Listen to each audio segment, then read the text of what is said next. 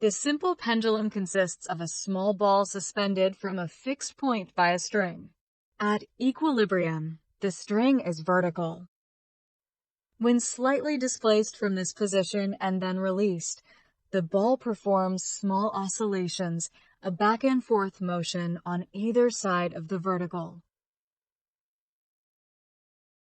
This same motion can be reproduced by a ball sliding along the bottom of the inside of a cylindrical wall with a circular cross-section. The radius of the circle replaces the length of the string, and the center of the circle replaces the suspension point of the pendulum. At equilibrium, the ball sits at the lowest point of the circle. When slightly displaced from this position and released, the ball performs small back and forth motions on either side of the vertical, passing through the center of the circle.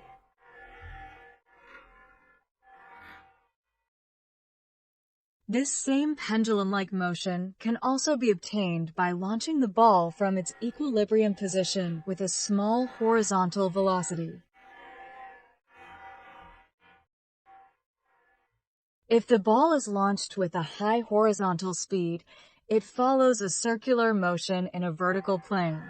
During the ascent, its motion slows down, and it reaches the top of its trajectory with the lowest speed.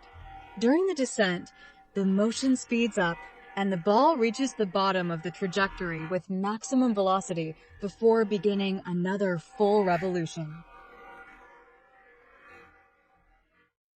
What happens if the initial speed is neither too low nor too high?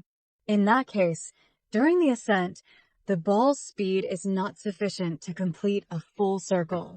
It then leaves the wall at some point, follows a parabolic path inside the cylinder, and bounces off the wall upon impact.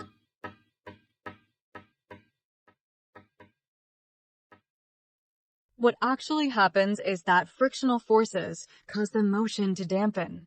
Thus, when launched with a sufficiently high initial velocity, the ball goes through all the phases.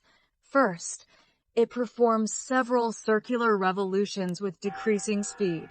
Then, at some point, it leaves the wall and follows a parabolic trajectory, followed by a few bounces on the lower part. Finally, when the motion is sufficiently damped, it performs a few oscillations around its equilibrium position before coming to a stop.